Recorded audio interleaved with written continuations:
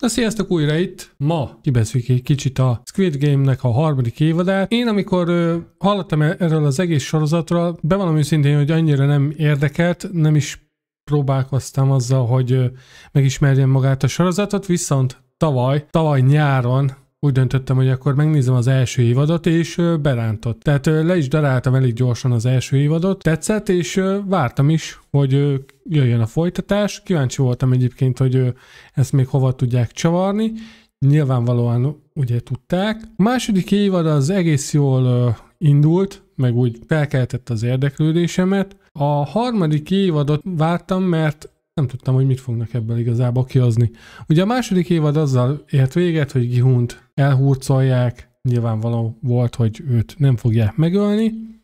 Hát a harmadik évad azzal indul ugye, hogy visszarakják a lobbiba, csak így nevezem, hogy a lobbiba. Érdekes módon, hogy őt nem ölték meg, pedig a többieket, akik a lázadásban őt követték, azokat mindegy szálig legyúzolták, kivéve a 246-os játékost, mert ugye akinek volt a beteg kislánya, őt megmentette az egyik ilyen maszkos őr, hogy most milyen indítatásból az ugye nem nagyon derült ki, nyilvánvalóan megkedvelt a kislányt, stb. Nem akarta, hogy apa nélkül üljön fel, ez így még tiszta sor is volt, viszont ami nekem nem tetszett a sorozatban, vagyis inkább azt mondom, hogy a harmadik évadban az, hogy Gi-hun eléggé ilyen mellékszereplővé vált az első közel 3 részben azért, és ugye 6 részes az egész évad. Tehát én úgy gondolom, hogy ezt a második évadot, hogyha egy kicsit kitolták volna azzal a 3 résszel, akkor teljesen egy jó évadot kaphattunk volna. Nem mondom azt, hogy nem kötött le, mert egyébként jó volt, tetszett is, viszont voltak olyan dolgok benne, amire úgy kicsit úgy átsiklottak felette. Például gondolok ilyenre, hogy ugye az első 2 évadban eléggé hangoztatták azt is, hogy mindenki egyenlő fél, mindenki egyenlő feltételekkel játszik. Ez a harmadik évadra, mint hogy egy kicsit eltűnt volna. Hát ugye spoileresen fogok erről beszélni nyilvánvalóan, mert ezt szerintem másképpen nagyon nem is lehet kifejteni a véleményünket. Ugye a 222-es játékos megszül, és lesz egy kisbabája, és ugye lesz egy játék, az ugró kötelezés, ahol nyilvánvalóan, hogyha nem jól ugrasz, akkor lesz vonsz a francba, és nyilván ő az első játéknál, a bujócska egyébként az zseniális volt, majd később kitérek a játékokra, ugye neki el volt törve a bokája, tehát eleve már hátránnyal indult, ez most már így a szervezőket valahogy nem érdekelte, pedig tényleg az első 2 évadban ezt nagyon kiemelték, hogy minden játékos egyenlő feltételekkel küzd. Lássuk azt, hogy ugye talán az első évadban volt a Chelsea, ugye neki nem volt párja, és én azt hittem, hogy ki fogják nyírni, mert hogy ugye ki fog esni a játékból, közben egyébként ez nem így lett. Visszakísérték ugye a lobbiba, konkrétan megvárta a játéknak a végét. Hát itt a harmadik évadnál ezt teljesen elengedték, vagy nem tudom, majd direkt nem foglalkoztak vele, vagy ez volt valami szinten a büntetés, hogy ugye, hogy próbáltak fellázadni. Ez nem derül ki az évadból, úgyhogy ez a része nem nagyon tetszett. A játékok egyébként az valamennyire, még azt mondom, hogy kreatívak is voltak, viszont a harmadik évadra már én nem azt vártam, hogy még tovább játszanak ugyanúgy, mint a második évadban, mert konkrétan ez történt. Kicsit húzták, nyúzták, vonták így ezt a részeket. Gi-hun ugye 3 részen keresztül bedepizik, mert ugye úgy gondolja, hogy ő miatta haltak meg a többiek, aztán egy picit így felpimpeli magát, felszívja magát, és akkor utcú neki. Ugye az első játék az a bujócska volt, ami arról szólt, hogy 2 csapatra osztották őket, a pirosakra és a kékekre. A pirosaknak meg kellett ölniük a kékeket, a kékeknek viszont ki kellett jutniuk. Ők kaptak kulcsokat is, tehát mind a 2 félnek úgymond megvolt a lehetőség a továbbjutásra. Ugye a pirosok csak akkor tudtak továbbjutni, hogyha legalább egy embert megöltek. Igen ám, viszont a kékeknek meg ott volt ugye a kulcs. El is bújhattak, tehát igazából nem is jutottak volna ki az ajtón, de elbújnak és életben maradnak, akkor ők automatikusan tovább jutnak. Nyilvánvalóan itt elkezdtek lázadozni, hogy kinek melyik a könnyebb feladat, úgyhogy lehetett meszt cserélni, bár nem tudom, én nem cseréltem volna valaki olyannál meszt, hogy utána meg engem megölhessen, na mindegy. Kicsit olyan érdekes volt ez a játék, hogy szóval itt eléggé rámentek arra egyébként, hogy már egymást gyilkolásszák. Az első évadban, meg a másodikban is ugye inkább az volt, hogy rájuk bízták, amikor ott vannak a lobbyba, ugye a hálókörletben, hogy hát egy kicsit megritkítják egymást, ez egy sumák dolog is volt. A játékon belül nem volt az, hogy egymást ott leöldössék.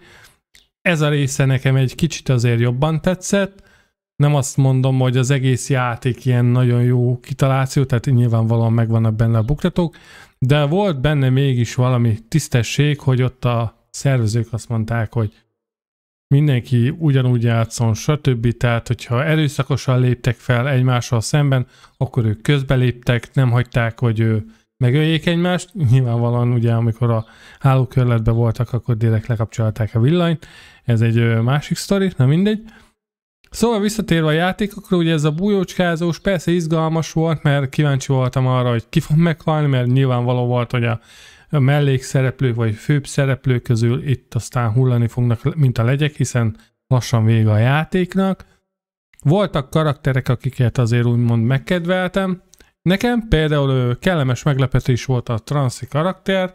Féltem attól, hogy amikor a második évadban megjelent, akkor jó, kötelező Vogue, stb., meg ott majd őt sajnáltatja magát, stb., de elég gyorsan letudták azzal, hogy igazából ő azért jelentkezett erre a játékra, hogy megnyerje a pénzt, át tudja magát műtetni, és kész. Nem volt itt nagyon túltolva a karaktere, hozzá kell tenni azt is, hogy egész normális volt, tehát nem volt ez a picsogó, stb. Sőt, merem azt mondani, hogy a legjobb szívűbb karakter az ő volt. Szóval itt a bujócskás témánál ő ugye tovább is tudott volna jutni, mert ugye a kék mezeseknek mindegyiknek kapott egy kulcsot, viszont a kijutáshoz 3 kulcs kellett, ugye minden játékos egy kulcsot birtokolt, volt a kör, a négyzet meg a háromszög, és ugye nem tudom a nevüket, mert az a baj, hogy az ilyen koreai neveket csak egyedül a Gihuinét tudtam megjegyezni, meg az Inhót, ugye ő a frontembert. Ezt a kettőt tudtam, még a nyomozóit sem bírtam megjegyezni, tehát ez az én hülyeségem. Szóval ő összeállt a vénasszonnyal, meg a terhes kiscsaja, így megvolt nekik egyébként a 3 kulcs. Ugye a vénasszony mondta is neki, hogy inkább hordja ő a 3 kulcsot, mert az a tuti, mert ő azért ténylegesen ügyesebb, és meg lett volna lehetősége, hogy ő tovább jusson, megtalálta a kijáratot, ugye ki is nyitotta, viszont a terhes kiscsajt, a 222-es, meg a vénasszonyt nem akarta ott hagyni, úgyhogy visszament értük, viszont a 222-esnek az exe szépen hátba is szúrta, úgyhogy csórikámat ki is nyírták.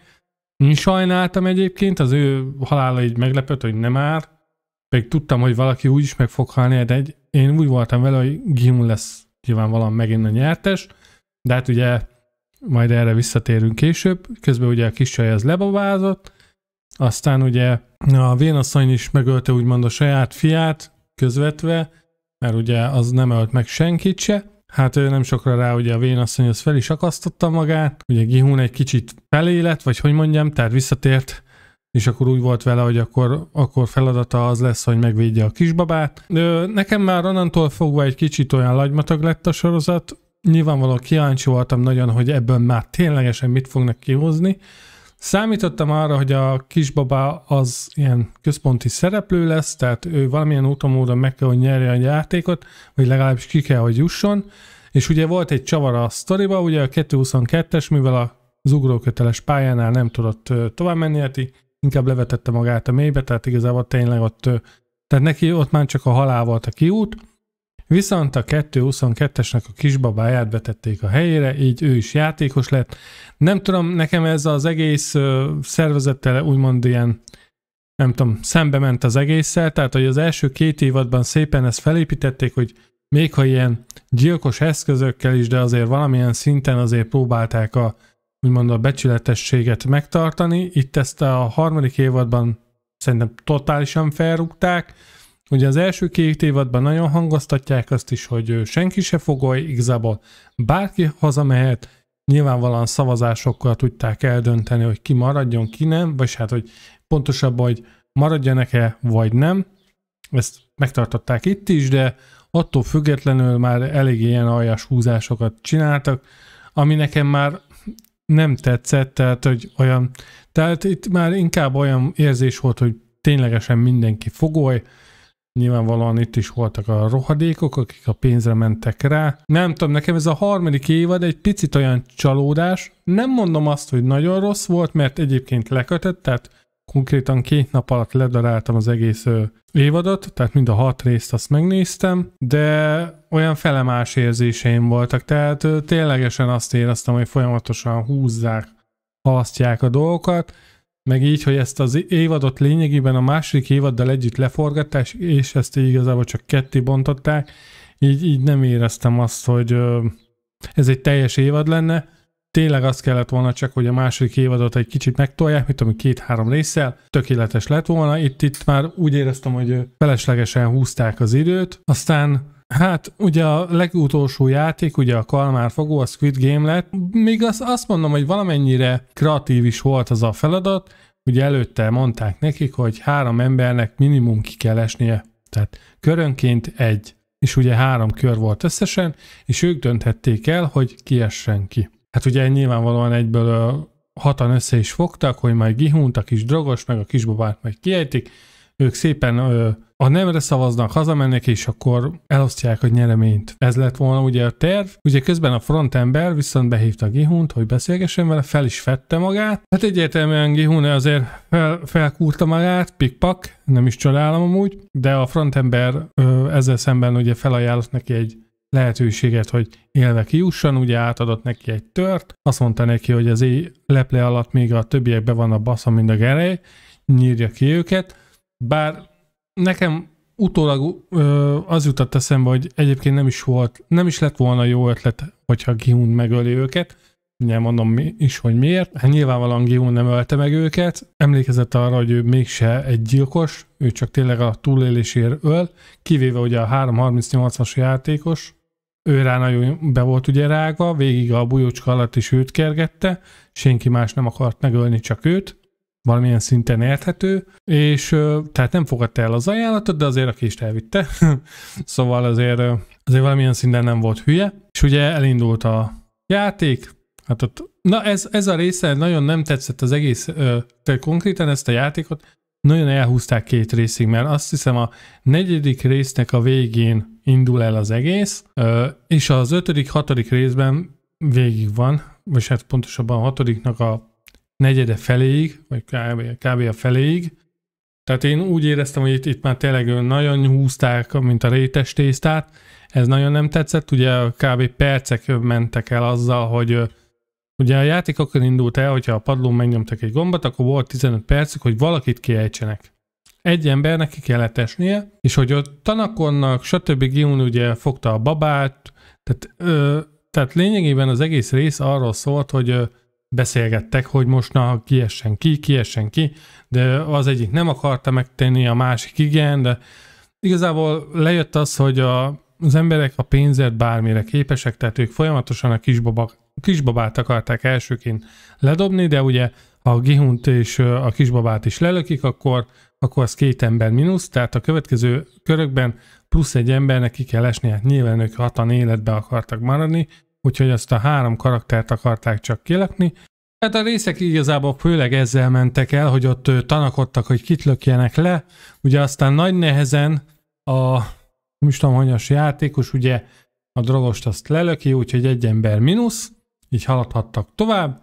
Szintén a második körben megint ment izomból a tanakodás, ugye hát a kisbaba apjáról van szó, egyszerűen nem jut eszembe most a játékosnak se a neve, se a száma. Nevezzük azt, hogy a kisbabának az apja. Na, valamilyen szinten ő ellenük fordul, és akkor azt mondja, hogy Gihunnal lesz, mert hogy akkor ő meg akarja védeni a babát, stb. Hát egyértelmű volt, hogy saját szakállára dolgozott, de én még ott már valamennyire még el is hittem róla, hogy tényleg a kisbabát akarja megvédeni, stb. És akkor majd ott 3-an fognak tovább jutni. Nekem ez volt először a fejembe, aztán ugye nagy nehezen legyakják ott a többieket. Hát az is olyan nem is tudom, olyan fura volt, mert akkor ott ők is egymás ellen fordultak, az egyeket jól hegyben is hagyták, és akkor megbeszélték azt, hogy majd áthúzzák az utolsó körbe, és akkor őt majd ledobják, és akkor a többiek meg majd osztozkodnak a nyereményen. Igazából itt már a végére csupa olyan karaktert hagytak meg, akiket én egy az egybe tényleg az összeset lelögdöstem volna egyébként, mert egy rohadék, alja, mocsok szemétládák voltak, tehát ezt nem is tudom szebben kifejezni. Azt hozzá kell tenni, hogy igazából az összes színész pazar volt, tehát itt nem is a színészeket bántam, hanem magukat a karaktereket, mert amúgy ezeket nagyon jól hozták, úgyhogy le a kalappal előttük. A leggenyóbb és a legnagyobb patkány szerintem a 100-as játékos volt. Az mindig minden helyzetben, hogyha úgy volt, akkor próbált úgy forogni, hogy jó legyen, egy igazi napraforgó volt. Tehát felüdülés volt az ő úgymond karakterének a halála, mert tényleg egy ótvart patkány volt. A többi meg olyan vitte a sodrás, úgyhogy igazából ők értük se volt kár. Úgyhogy a második körben ők ilyen elég szépen kiperegtek, és ugye elkezdődött a harmadik kör, vagy hát ugye át kellett volna mennie, de hát ugye a gyereknek az apja az nem nagyon akarta Gihunt átengedni, ő meg ugye mondta, hogy ha most őt nem engedi át, akkor viszont a kisbabát kell megölnie. Hát nyilvánvalóan a gyerek apja nem szólt egy szót, hát Gihunnak egyben le is esett, hogy ez volt a terve, hát egyértelműen. Úgyhogy Gihun megfogta a kés, úgyhogy neki támadott a csávókámnak. Fájtoltak egyet, aztán igazából a gyerekapja az le is pergett ott a toronyról. Igen ám, csak volt egy csavar az egészben, bár én számítottam rá, hogy valami ilyesmi fog történni, nem nyomták meg a gombot, így nem indult el a játék, tehát egy játékosnak az utolsó körben mindenképp ki kellett esnie. Hát ez a rész is olyan húzták, vonták, meg ugye közben mutogatták a nyomozót. Tehát ugye az ő sztoriukról kiderült egyébként, hogy ugye ott a kapitány az egy tégla volt, tehát folyamatosan vakványra eveztek, szó szerint. Mondjuk ez nekem már a második évadban is gyanús volt a karakter, itt meg ugye már egyértelműsítették. Tehát ott rosszulgattak, tehát igazából az ő részük olyan nem haladt sehova se. Annyi, hogy ott bókláztak a tengeren, nem is érdekelt az a rész, hogy ők mit csinálnak, tehát egyszerűen nem annyira érdektelen volt számomra az egész olyan mellékszáluk, hogy az valami hihetetlen. Ugye a 246-os játékosnak a kiszabadítása az is olyan jó. Tehát azt is elhúzták részeken keresztül, hogy ugye az őr az direkt úgy lőtte meg, hogy úgy tűnjön, mint hogyha megölte volna, de közben megmentette az életét, stb. Azt a részét persze úgy vágom, hogy miért rakták bele, mert ugye a kislánya miatt, tehát hogy kicsit úgymond az érzelmi dolgokkal ott játszadoztak, de úgy annyira nem érdekelt ez a mellékszál se. Így belegondolva az egész harmadik évadot szerintem le lehetett volna tudni 3 részbe, amit hozzá lehetett volna csapni a második évadhoz is, akkor még azt mondom, hogy kaptunk volna egy normális évadot, viszont így tényleg csak az érződött az egészben, hogy időhúzás van. Hát ugye elérkezett a végső döntés, ugye csak egy maradhat, mint a hegylakóban, hát egyértelműen Gihun feláldozza magát, úgyhogy ő szépen le is ugrik arról a toronyra, ugye így a kisbaba nyeri meg az egész játékot. Valamilyen szinten már itt számítottam rá, hogy Gihun nem fogja megölni a kisbabát, egyértelműen ez eléggé karaktergyilkos cselekedet lett volna, szó szerint is, úgyhogy ő szépen ki is nyírja magát. Viszont nekem az volt a meglátásom, hogy a frontember az valamilyen szinten meg is kedvelte, vagy nem tudom, hogy nagyon bízott abban, hogy ő fog majd nyerni, szerintem azért is próbált neki segíteni. A másik ugye ilyen teóriám, amikor már úgy segített neki, meg hogy oda akarta neki adni a kést, én arra számítottam volna, hogy esetleg majd Gihun lesz az új frontember, vagy valami hasonló szerepet fog majd betölteni. Aztán egyértelműen ez nem így lett, és ugye a frontember az el is megy a kisbabáért, ugye fél éve eltelik, kiderül, hogy a kislány az meggyógyult a leukémiából, mármint a 246-os játékosnak a kislánya. Tehát olyan túl sok minden nem történt így a 6. részben, tehát ez, hogy fél éve eltelt, ugye a nyomozó az tehát tényleg olyan semmilyen karakter volt. Hát kiderült, hogy ő hozzávitték ezt a 222-es kisbabát, ugye a nyereménnyel 45 milliárd vonnal, úgyhogy el is kerekedett a szem egyértelműen, és kiderült az is, hogy valaki ellopta Gihunnak a pénzét, pedig csak ő tudott róla, meg Gihun, úgyhogy tehát ez egyértelmű volt, hogy a frontember az viszont elment Amerikába, ugye a Gihunnak a lányához, és elmondta neki ugye, hogy az apja az meghalt, a pénzt azt odaadta neki, vagy hát egy hitelkártyát, meg a személyes tudcát, ami igazából a 456-os ruha volt, tehát nem volt semmi extra, és igazából kiderült az is, hogy Amerikában is megy már ez a játék, és volt egy ugye ilyen meglepetés cameo. Én először csak azt gondoltam, hogy Cate Blanchett az, nem olvastam egyébként, hogy milyen amerikai szereplő fog benne játszani, de úgy először úgy kétkedve fogadtam, mondom, ez ő, nem ő, aztán rájöttem, hogy ő Hela a Thorból, tehát ugye, hogy szóval, hogy Amerikában is megy ez a játék, olyan nem tudom, olyan semmilyen volt a vége. Nyilván állítólag az írók azt mondták, hogy nem akartak teljes happy endet ennek a sorozatnak, lehet ebből nem is lehetett volna olyan nagyon nagy happy endet kihozni. Én ezért még titkon reménykedtem abban, hogy egy nyomozó pont bejut odáig, hogy megmentse Gihunt és a kisbabát, és akkor minden fasza. Hát igazából nem így lett, tehát tényleg az a karakter az annyira semmilyen volt, tehát olyan fölöslegesen volt benne, hogy tehát semmilyen cselekmény nem mozdított előre, nem is hátráltatta, úgyhogy tényleg nem lett volna benne az egész 3 évadban, és a 3. évadban fel se tűnt volna egyébként, hogy van egy ilyen szereplő egyébként. Úgyhogy így összegezve olyan felemás érzéseim vannak ezzel az évaddal kapcsolatban. Nyilván, hogyha folytatni akarják, mondjuk rebesgétik, pletykálták, hogy talán lesz egy 4. évad. Nem tudom, mert tehát igazából ugyanezt eljátszani, hogy most jönnek a játékok, stb. Valakinek ez végig akar menni rajta. Szerintem ezt már másodszorra nem lehet úgy ellőni, hogy érdekes is legyen. Én, amiben még talán látnék potenciált, az a frontembernek a karaktere. Nyilvánvalóan jó maga a színész is. Egyértelműen a G.I. Joe-ból ő volt egyébként a viharány. Én még az ő karakterével tudnék elképzelni egy olyan sorozatot, hogy esetleg próbál megtérni, és akkor ezt az egész szervezetet belülről próbálja megbomlasztani, vagy nem is tudom. Még esetleg ezzel tudnék elképzelni egy ilyen sorozatot, de csak egy ilyen 1 évadosat, tehát azt se húznám egyébként a végtelenségig. Revesgettek olyanról, ha még visszamennek a játék elejére, mint ilyen a 80-as években, még az talán lehet egy érdekes dolog, amikor kicsit a szervezetet jobban bemutatják, hogy ilyen épült fel az egész, stb. De szerintem ez így kifújt. Tehát Gihun volt az egész sorozatnak az arca, őt a végére megölték így. Ennyi lenne így az élmény beszámolom. Ha tetszett a videó, dobjatok egy lájkot, iratkozzatok fel a csatornára. Köszönöm szépen, hogy végignéztetek, és hogyha van valami véleményetek, ellenvéleményetek arról, amit én mondtam, akkor nyugodtan a kommentekbe írjátok meg. Kíváncsi vagyok rá, hogy ti hogy láttátok ezt az egész sorozatot, ti hogy éltétek meg, mit láttatok benne, vagy én mit nem vettem észre, nyugodtan írjátok meg, és el fogom olvasni, és fogok rá válaszolni. Köszi szépen, hogy itt voltak. Sziasztok!